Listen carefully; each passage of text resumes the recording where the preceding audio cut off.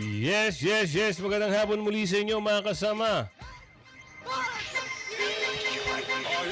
Yan, magandang hapon ha. Andito naman si Kuya Goods nagbabalik at syempre kung hindi ka pa nakasubscribe sa ating channel, pa-subscribe na lang po at hit nyo na rin yung bell para updated ka sa ating mga video. Oy, grabe ha. Merong mga bali-balita. Meron namang hatid sa atin si Chikadora. Si Robin na naman. At merong nag-iiyak. Oo, sa kamera.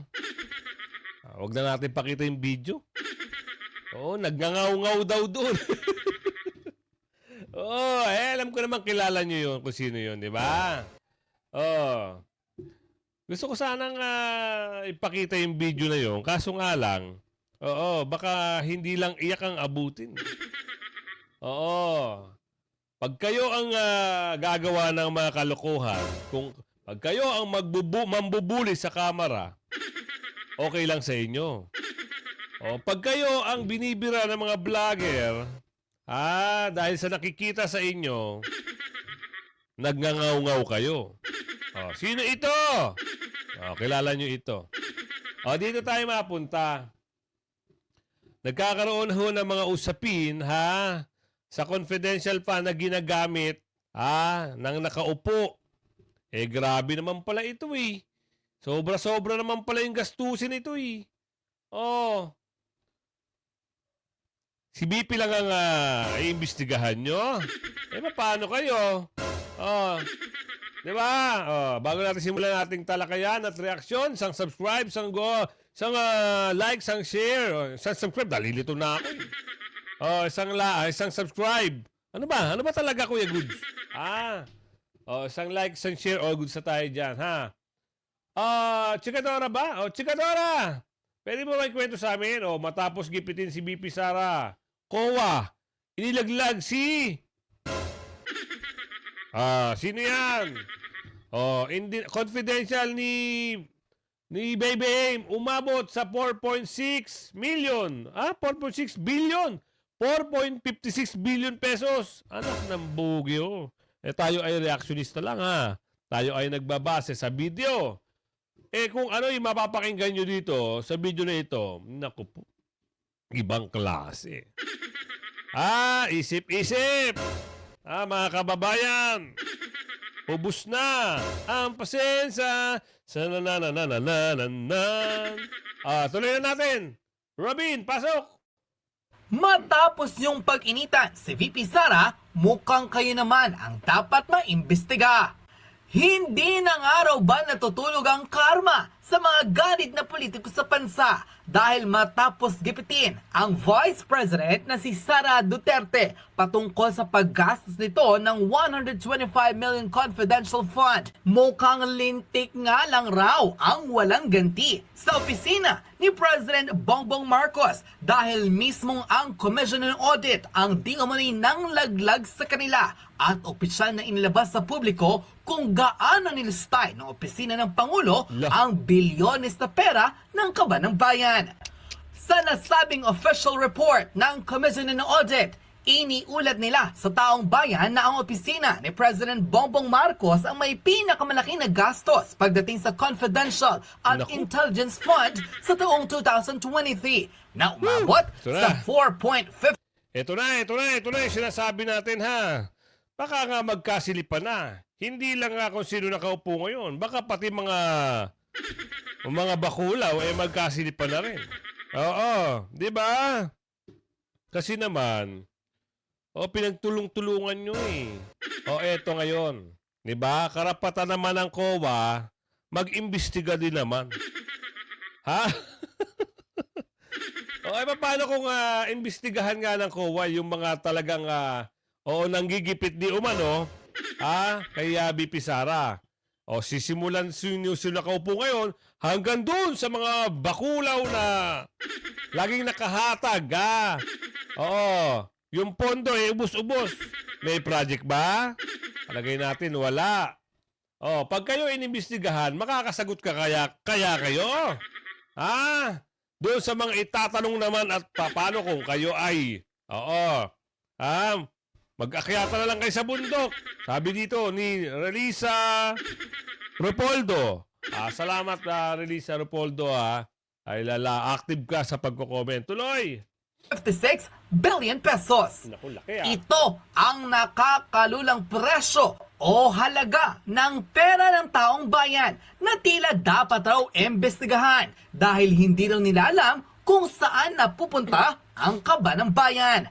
Ayon sa official report na inilabas ng Abante tonight, Office of the President gumastos ng higit sa 2 billion pesos confidential funds noong 2023. Grabe. Gumastos ng mahigit sa 2.2 billion confidential fund noong 2023 ang Office of the President na katulad ng halaga noong nakarang taon ayon sa Commission on Audit.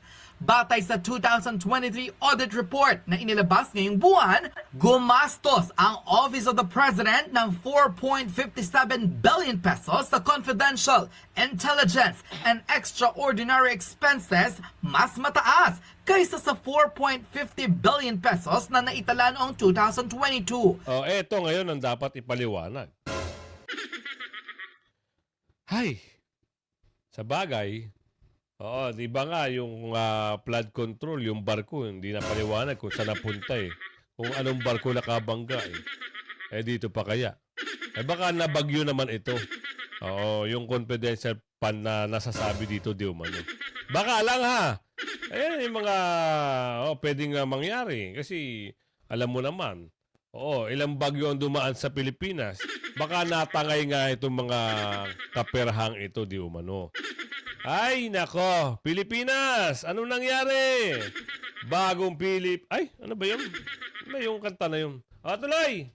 Sa halagang ito, 2.2 billion ang ginamit para sa confidential expenses at 2.3 billion pesos naman para sa intelligence at mahigit sa 10 million pesos para sa extraordinary and miscellaneous expenses. Ayon sa COA, ang confidential funds sa ilalim ng Office of the President ay ginagamit para sa mga gastusin na may kaugnayan sa surveillance activities in civilian government agencies intended to support the mandate or operations. Nauna nang iniulat ng COA ang 375 million pesos confidential expenses ng Office of the Vice President noong 2023. Unquote. Ayon sa mas malinaw na report na inilabas ng Commission on Audit, naglustay ang opisina ng Pangulo ng mahigit sa 2.2 billion pesos pagdating sa confidential fund at 2.3 billion pesos naman pagdating sa intelligence fund sa taong 2023 na may 4.56 billion. Billion ho ang usapan dito kumpara sa 125 million. Ito lang yung mga example na malalaking pera ho ito. 'Di ba? Oo. At ang tanong, doon sa mga congressman, may lalabas din ba ang COA dito? Kasi given na Halimbawa naman, itong mga fund na to ay ginamit kung sino nakaupo ngayon, hindi na pwedeng ungkatin. Wala na ho kayong karapatang ungkatin yan. Kasi confidential fund yan kaso nga lang, nagsimula silang manghulungkat kay Ate Sara, kay BP Sara. Siyempre, di ba? Anong gagawin ng taga-COA? Di ba kami ay ginigipit nyo, pinasasagot nyo kami sa mga katanungan. Kung sino man nagtatanong dyan. Alam nyo ba kung sino yung mga bakulaw? Napakaraming bakulaw nila dyan. Pinasasagot ng mga COA. Tama yung sinasagot ng COA.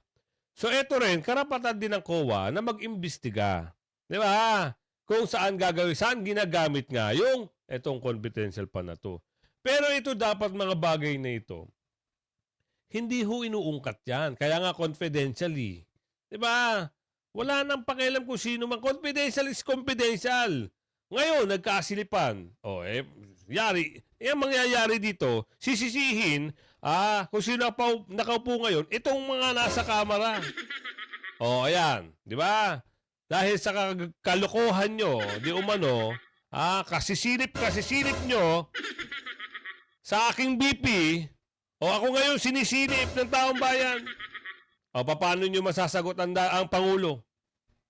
Kayong mga bakulaw dyan, napakarami nyo. Paano? Sige nga, ipaliwanag nyo sa mga taong bayan. Siyempre magtatanong na yung mga taong bayan dito. Ayan ang mga pwedeng itanong, di ba?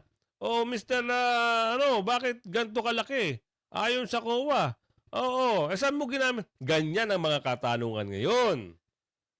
Kahit ako naman di ba? Kasi dati, tahimik lang ang Pilipino. Di ba? Ang unang usapin lang yung mga paninira-paninira. Ngayon, napunta sa confidential fund. Ngayon yung confidential fund ni BP Sara, nasagot na at meron ng resulta. Ano nangyari? Dumagdag na naman ito. May panibago na naman mga teleseryeng mapapanood ang ating kababayan. Sino nagsimula? Di mga bakulaw dyan. Sagutin nyo ngayon kung sino nakaupo ngayon. Sagutin nyo yun sa Pangulo ngayon. Kayong mga bakulaw dyan. Kaya nyo ba sagutin? Sige, tanongin nyo.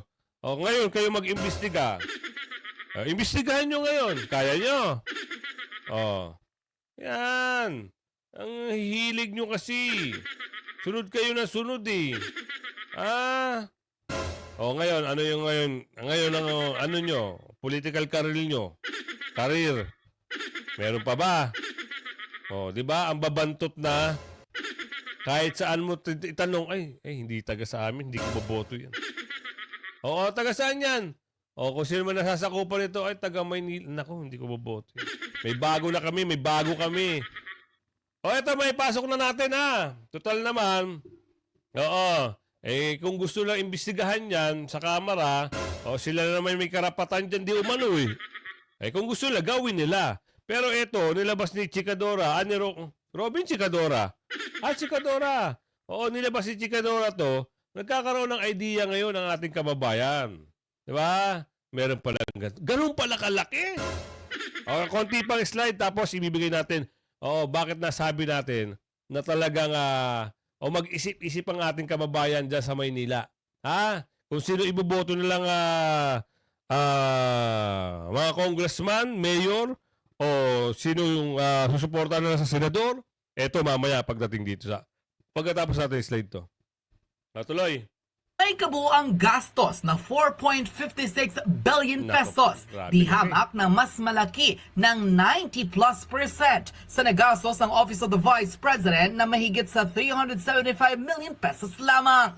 Ay mismo sa ilang mga mambabatas at ilang mga veteran lawyer, dapat raw ay imbestigahan din ang opisina ng Pangulo dahil higit na mas dapat detalyado ang reports pagdating sa confidential fund at intelligence expenses ng Office of the President dahil hindi milyon ang pinag-uusapan dito, kundi bilyong pisong pondo mula sa kaban ng bayan. Ito na yung sinasabi natin. Di ba? Ito na yun.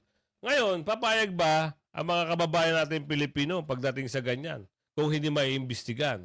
Ngayon, ang tanong dito mga kasama, ito bang mga bakulaw dito ay mag-iimbestiga ba yan patungkol dyan? Yan ang mga katanungan. Mag-comment kayo kung nakakasubaybay kayo sa video natin. Ano naman sinasabi nito ni Kuya?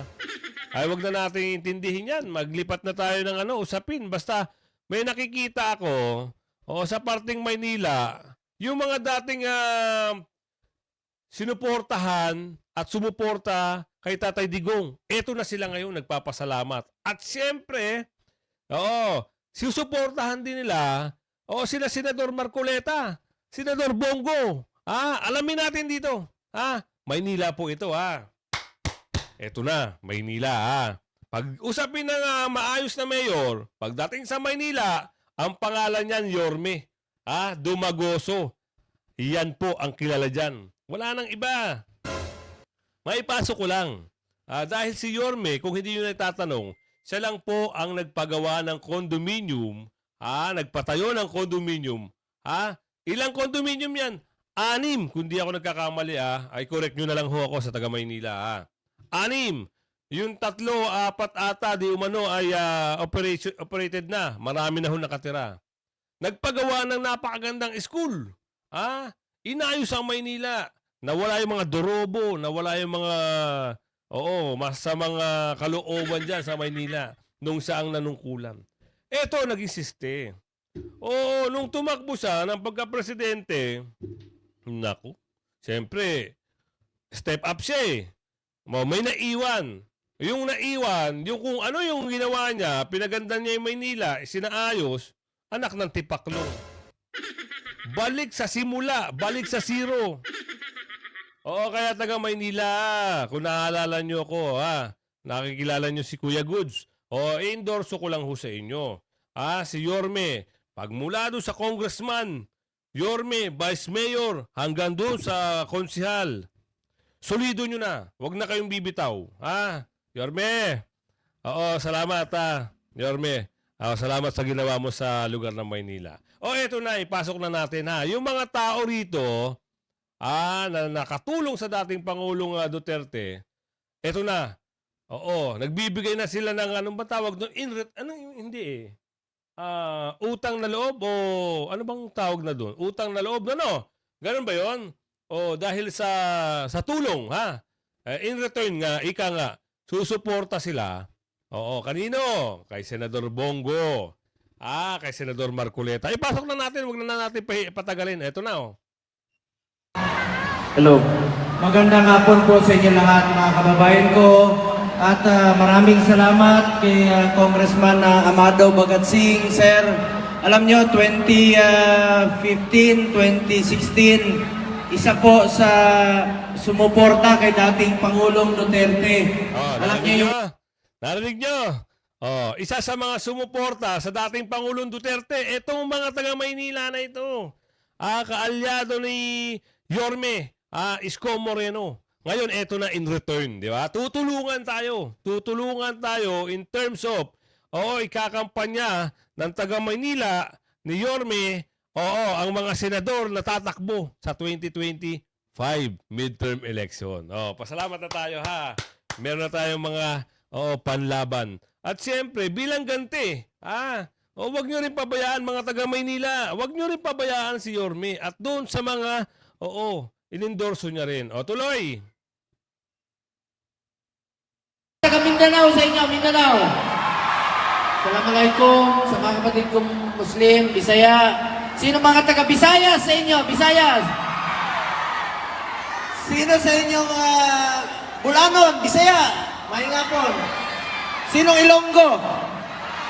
Lente, parente ko na. Lahat ng mga Ilonggo, pinsan ko.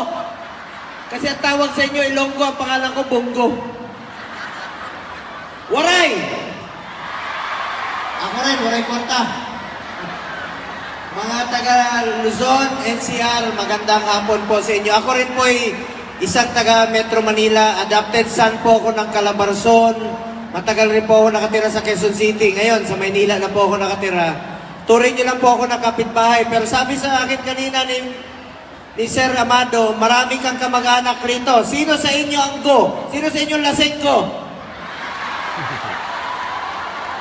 Isa lang, volunteer. Volunteer, dalawa lang. Lalaki.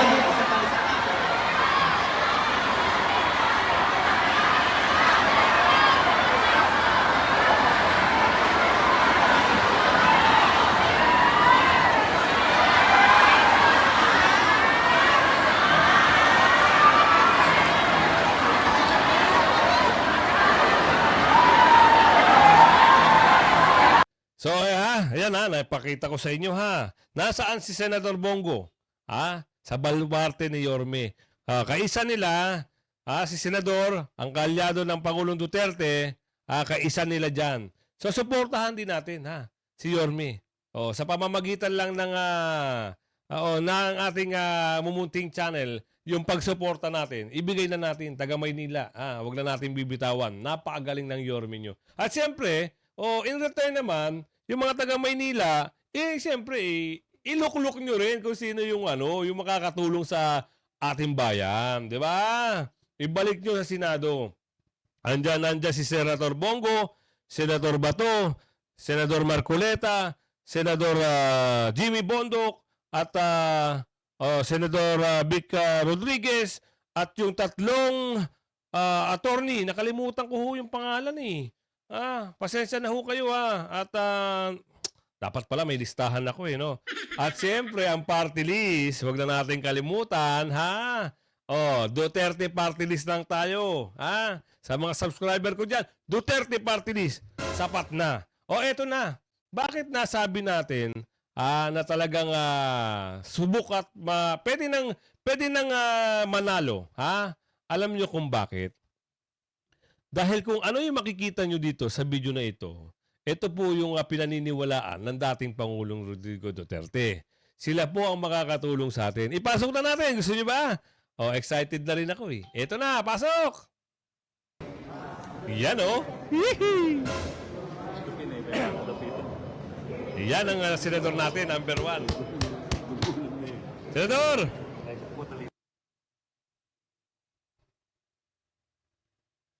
Senador oh. Nawalan sound, nawalan sounds. Talagang nawala yung sounds. Abante natin, gusto nyo para makita natin si Tatay Digong. Yan oh.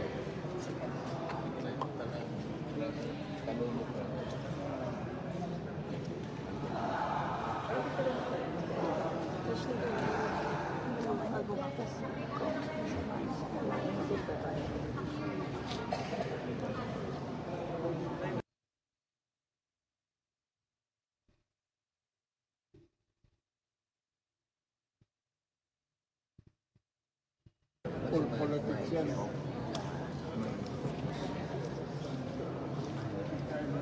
Taon mo lang, taon.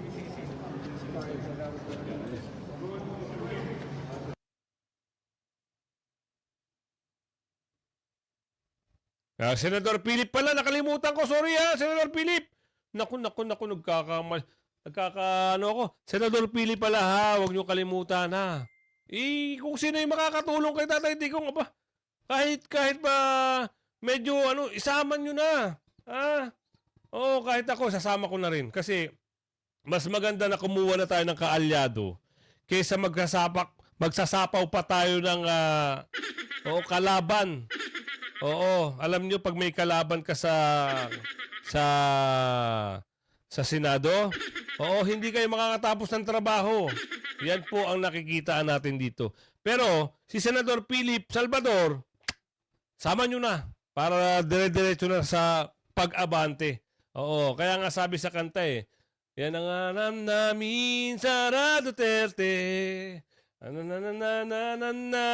Sa pag-abante. Nakalimutan ko na rin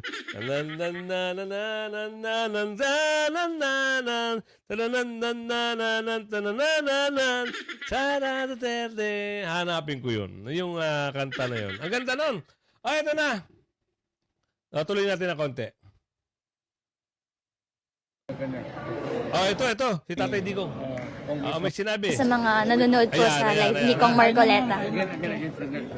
Thank you po. Bye-bye po. Mga followers po ni Kong Marcoleta, mag-hi lang po kaya like super short lang po. Thank you po. Yung mga kaibigan ni Congressman Marcoleta, idol ko si Congressman. Umahanga ako sa kanya. Kaya sabay-sabay tayo. Marcoleta tayo para sa kailangan natin. Ang bayan natin ang kailangan ng tao na Marcoleta. Thank you very much, sir. Thank you po. Narinig nyo. Narinig nyo, Nakakatuwa, Talagang ito na ang pagbabago, Huwag niyong bibitawan, huwag kayong magsasapaw ni isa. Isolid nyo na. Isolid nyo na. Lahat ng inendorso ni Tatay Digong, isolid nyo na. Huwag kayong magtatapon ni isa. Kasi yung mga yan, pagdating ng oras, sila rin magtutulungan. Ano nangyari?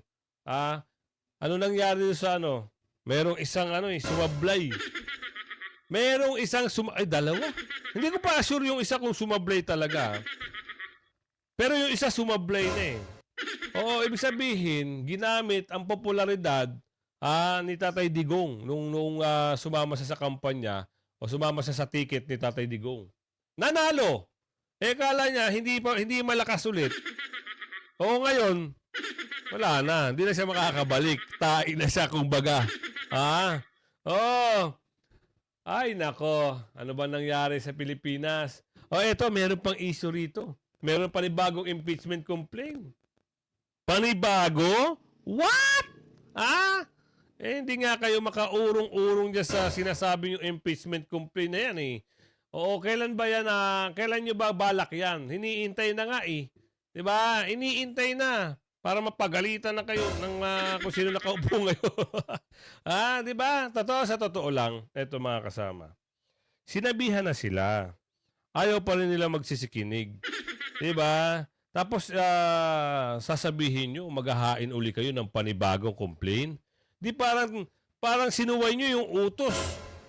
Utos ng Pangulo. Anong tawag nyo dun? Di ba tawag dun ano ba tawag dun? Pagsusuway. Di ba? Sinusuway nyo eh. Ibig sabihin, hindi kayo naniniwala sa utos o hindi nyo pinakikinggan. Di ba? Meron kayong sariling desisyon. O, ang tawag dyan, mga taga-bundok. Mga, ano ba tawag dun? ANP? Yung ba yun? Ganyan ba sila? Anak ng bugi. O, eto, pakinggan natin eh. Talaga namang, meron pa raw panibagong, Diyos mio, Mama Mia. Meron pa na raw panibagong religious group. Ewan natin kung totoo ito eh. Pasok mo nga, ate.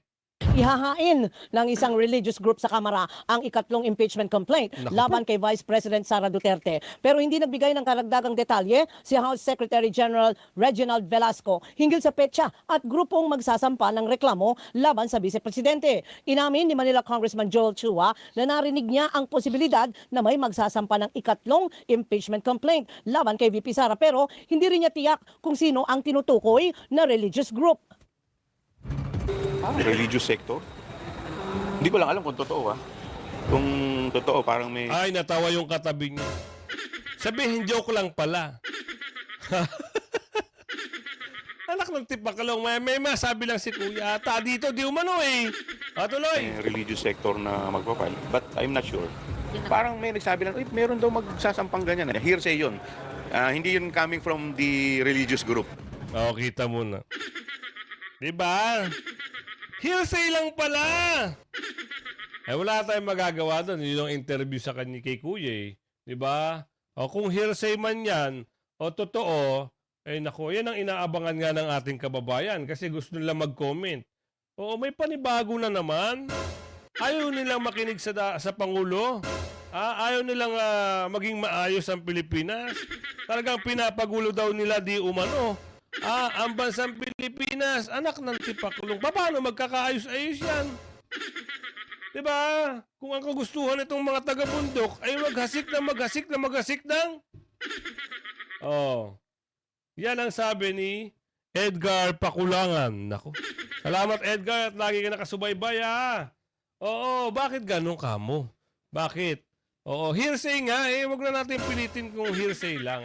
Basta ang alam natin, dito sasabihin ni Kuya Ted at ni DJ Chacha. Kasi mayroong mga pag-uusap ata dito di umano.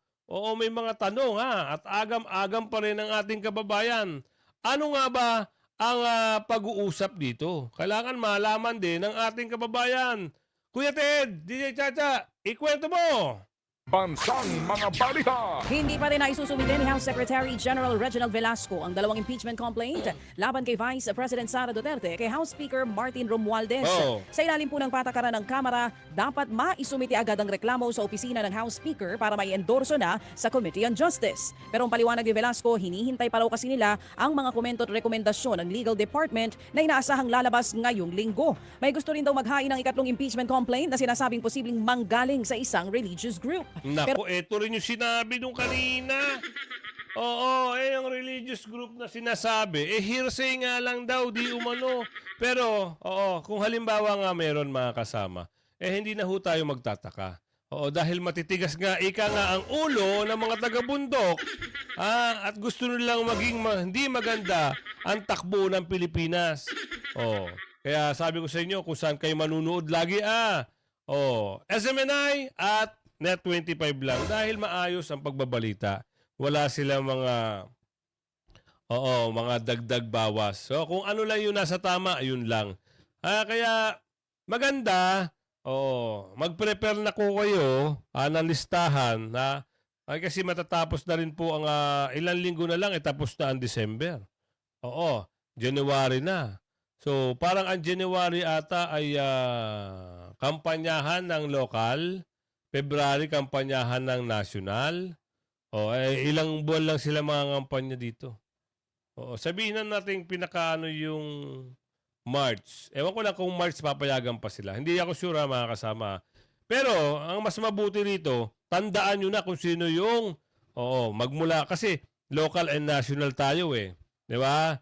Kung saan kayo halimbawa, nasa ano kayo, nasa Laguna kayo. Meron kayong hindi gusto doon. Wag nyo na isama. Halimbawa, nasa Manila kayo. Kung saan distrito kayo doon, hindi nyo gusto yung nakaupo ron. Huwag nyo na isama. Palitan nyo ng bago. Diba? Ganun lang kasimple yun. Pero, ilalabas natin sa susunod yung buong listahan. Ipapamilyar ko nga kasi medyo nalilito ko eh.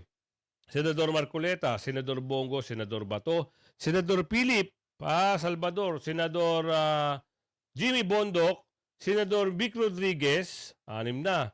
So, kailangan yan 12. Yung 3 attorney, sorry i-comment nyo sa akin mga kasama para, kakaroon ako ng idea. At syempre, party list, Duterte party list lang. Duterte party list lang para medyo maganda-ganda. Kung kayo, meron kayo napupusuan, ikwento nyo sa akin. I-tap nyo sa comment section. Ay, salamat doon sa mga solid na nanonood sa atin nakasuporta kay Tatay Digong at kay Bibi Sara, taga Mindanao, Cebu, Bisaya, Davao, Manila, OFW, migrante, Luzon, at saka yung Maisog. Ang dami nila dyan, Maisog Group Salamat po sa inyo yan kung hindi ka pa nakasubscribe sa ating channel, pa-subscribe na lang po at hit mo na rin yung bell para update sa ating mga video. Kaya huwag ka magpapahuli sa mga balita, issue at reaksyon ng bayan. Hanggang sa muli, bye-bye!